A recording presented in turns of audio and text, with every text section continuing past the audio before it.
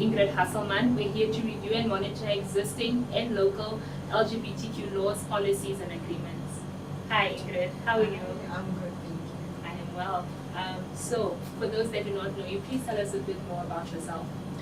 Like you said, my name is Ingrid Husselmann, Chief at the Office of the Ombudsman. I'm just in charge of operations as well as investigations. Okay, yes, that is great. So you did mention that you're at the Office of the Ombudsman. What do you think the role is of an institution such as the Office of the Ombudsman? We call the National Human Rights Institution. There are institutions like ours all over the world, more than 100, and it's a constitutionally created office. So generally we have a very, very wide mandate. In other countries they have different offices, like the traditional ombudsman, which investigates maladministration complaints, and the institutions that are just national human rights institutions. But we have what we call a hybrid institution, so we receive complaints regarding violations of human rights as well as maladministration against government offices and agencies. And then we also have an additional mandate, which is the protection of the environment. So it is really quite broad, but ultimately, human rights affects almost every element of society. So it's cross. I know it's a lot, and I bet you're very good at compartmentalizing. You must be. Could you possibly provide us with any tangible examples of cases that the Office of the Ombudsman have taken on in regards to the LGBTQ community? So, because we have an individual complaints receiving body, we do get complaints from all kinds of individuals, including the LGBTQI community. Most complaints that we've received over the past few years are regarding allegations of discrimination, harassment, often that is accompanied by different forms of violence. And then coupled with complaints that are more maladministrative of nature, because we receive complaints that there's discrimination in service delivery. For instance, it was police forced to lay complaints, and oftentimes they are discriminated against and they are not being assisted like every other citizen. And also sometimes, I'm so sorry, and I'm thinking about the sound. It's not going to pick up. No, you can just continue. I'll switch it off. Remember the last time we shot, so he will cut out this part, but okay. Just continue. Sorry. yes, so oftentimes also with regard to health services, they complain about discrimination in service delivery. So those are practically the type of complaints that we receive. We have also received petitions from civil society organizations that work specifically in the LGBTQI community, where they have asked us to lobby or advocate for changes in laws over the past few years. And what do you do with those cases? Like when they come to the Office of the Ombudsman, where do they go from there? How are they taken up? So the Ombudsman is pretty much what we call an alternative dispute resolution type of mechanism. So the whole point of the Ombudsman is to be a citizen representative. So whilst we don't have specific functions in terms of protection, we do assist individuals when they hit a wall in terms of service delivery, for instance.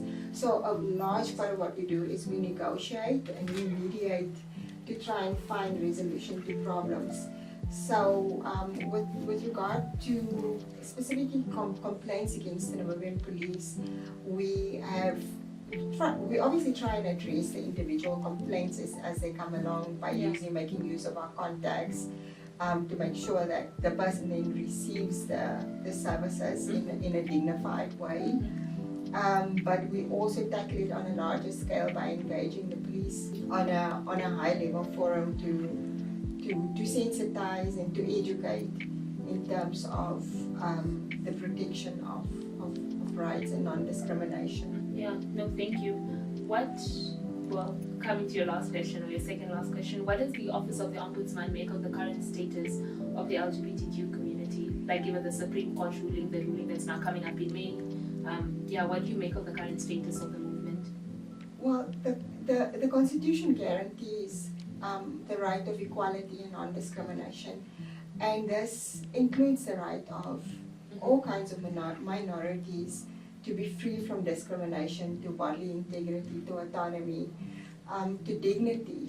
And even though Namibia as a state does not officially recognize the rights of minorities, including the LGBTQI community, there are certain policies at least in place, and Namibia is also party to international agreements which obligates it to protect the rights of minorities. And so it is an open secret that there are certain laws that do discriminate contrary to what the Constitution prescribes.